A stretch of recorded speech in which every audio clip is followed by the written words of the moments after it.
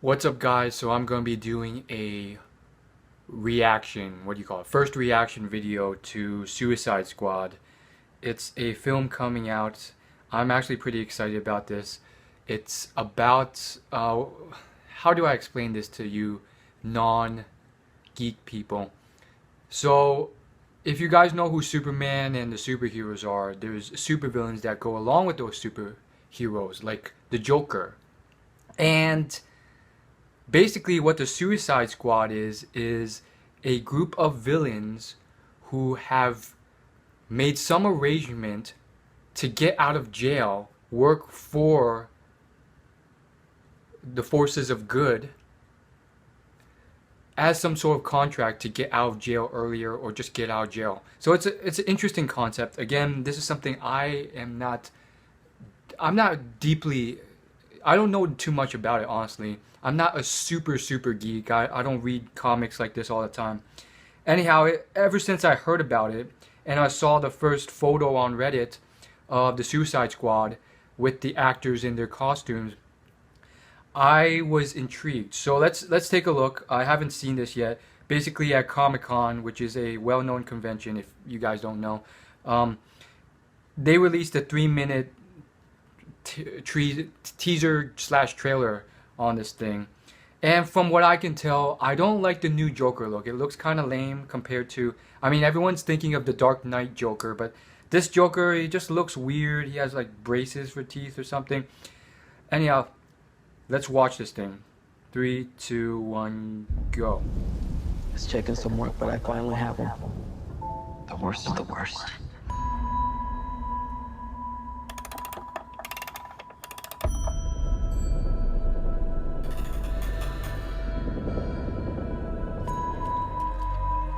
Where? Let's just say I put him in a hole and threw away the hole. Okay, there's the jail. There's rumors, Amanda, that some of them have abilities. Oh, yeah. I have seen things. Maybe Superman was some kind of beacon for them to creep back from the shadows. I want to assemble a task force of the most dangerous Wasn't that people a on the model? planet who I think can do some good. They're bad guys. Exactly. And if anything goes wrong, we blame them. We have built-in deniability. Ooh, What makes you think check you that can control cage them? out. Because getting people to act against their own self-interest is what I do for a living. Ooh, look at that. She's all chained up.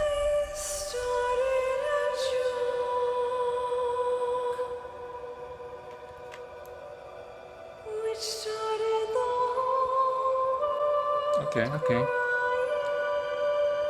Will Smith, yeah, he's playing one of the villains. I love it. Are you the devil?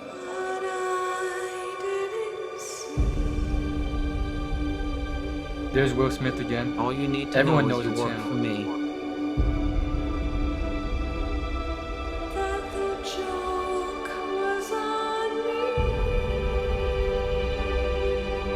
So that's it, huh? We're the patsies. We're some kind of suicide squad. Let's go save the world.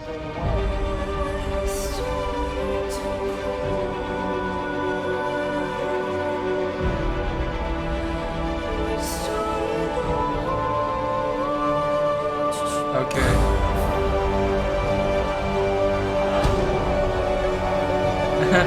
Batman mask. You're in so much trouble.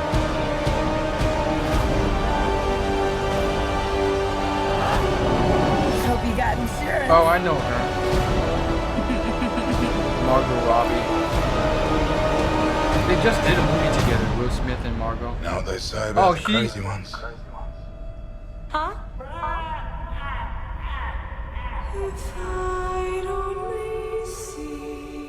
Oh, So she, Joker.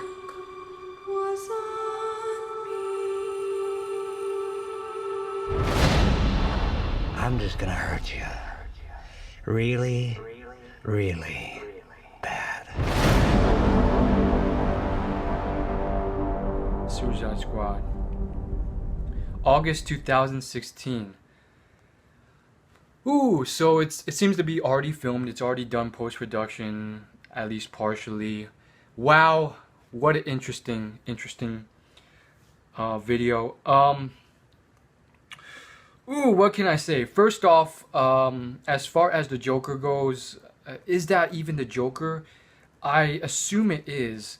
As you know, before I started this trailer, I said I didn't really like this new Joker. And again, all of us are going to naturally compare this person to, you guessed it, the Dark Knight's Joker. But that was an interpretation of the Joker, which was good in its own way. But the Joker has been interpreted in a lot of different ways, and his character has been subtly changed in each of these interpretations. And one can't argue that this one's the true version. Like, these are all different ways of playing him. And honestly, after seeing that like 2 5-second montage of the Joker at the end, I actually liked this interpretation. Obviously his hairstyle is a lot different. You know, he doesn't have the scars on his face anymore. It's just like red lipstick. And I can kind of see how this type of Joker is going to be played. You know, he's not going to be completely maniacally smiling all the time. It seems to be more so of a serious, logical type Joker. I really kind of want a Joker that's like in the animated series, not how it was played in this trailer, not how it was played in the Dark Knight trilogy, the film trilogy, but in the animated series. I mean, again, you're probably wondering which animated series, because there's a lot and they have different interpretations. But I'm talking about the one where he's literally just like in the suit almost all the time, and he's crazy, but at the same time he's almost completely logical. Like, he'll make jokes that make sense. He'll be talking to the Batman and he'll be there. He's actually rational and makes sense. But there's so much more to this than that. Let's start with the first thing. So I'm actually looking it up right now. First off, the cast behind this movie, I have it on screen right now. I am just very much amazed by the cast, and in certain ways, I'm sure I'm not the only one who has mentioned this or realized this or have a concern about this, but therein lies the problem.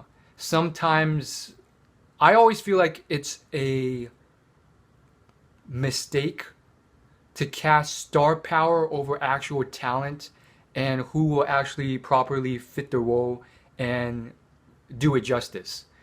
And I've seen Hollywood screw that over numerous times. This time, it's it's hard to tell. And I don't know if they will do it well enough. I mean, although I love Will Smith, you know, I love his story, I love everything about him, I don't know if certain characters were the right people to choose for these roles, because it's now become this whole list of really well-known actors and actresses and models playing these people. We got Jared Leto, Will Smith, Margot Robbie, who is behind Wolf of Wall Street, and she just did another movie right before this with Will Smith. So I don't know about that. You know, some people would say it's a strength, but for me, it's just like, you know, they did a movie already. That one was just a little too, you know, mechanical, and I don't know. It's just, I don't know if it will work. And I agree, you know, Margot Robbie is someone who worked really hard, and she's just recently gotten to that level of fame with Wolf of Wall Street. I really hope she plays this character well. I don't know if she will. But you also got Cara Delevingne, who, if you guys don't know, she's a very well-known model, and lately she's been branching out. You know, she has a really good friendships with a lot of people, including Taylor Swift, and a huge Instagram following. And you know, now she was in Taylor Swift's music video, and she's like one of the top models nowadays. And I find her interesting because she doesn't really in my opinion, have any spectacular level body. She doesn't have a chest or anything or a butt. Like she's not like horrible or below average, but she doesn't have those things. Her appeal is more in the sense that she can. Let me look her up actually. Cara Delevingne. Her appeal is more in I guess her face and her whole look. She has a very, mysterious look to her face that she can really portray well. And she's grown a huge following from it. Anyhow, again, I don't know if it will do well because of the sheer amount of star power behind the actors. Again, at the same time, if they can play their roles very, very well, that's another thing. If they can do it justice, just as much, if not more, than another actor who has more talent or skill, or may be better suited to delivering this character justice. But who knows if that's the actual case? And then, to add almost insult to injury, we have Ben Affleck, who I don't have anything against, but again, another superstar. And, he was already cast in this Batman vs. Superman film coming out. And there's a whole lot of press behind that. And then everyone's just talking about that, saying, all this buzz about that. And he's playing Batman in that. And now he's playing something in this. I really don't know. It seems, just based off this, there seems to be a lenience on the superpower effect, where you have to have these superstars playing these roles, and I'm not really fully behind that. Again, it's interesting seeing this coming out so early. It seems like they've already finished the movie, although it's being released in a year. And I'm very excited about this. I will probably see it. There's a definite chance I'll be disappointed in this, though. This can go really well or really badly. That's pretty much the only options, really.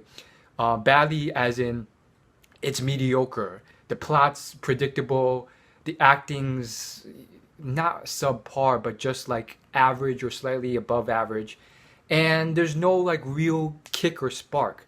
This does have the potential of becoming something like the Dark Knight trilogy or Inception, or I don't know about Inception, but Iron Man or Pirates of the Caribbean, where these characters, if you portray them well, they have the potential, because of the peculiarity and uniqueness and subtleties of these characters. If you can make them unique and amazing enough, you can knock it out of the park, and this could be like a classic for years to come. But at the same time, will that actually occur?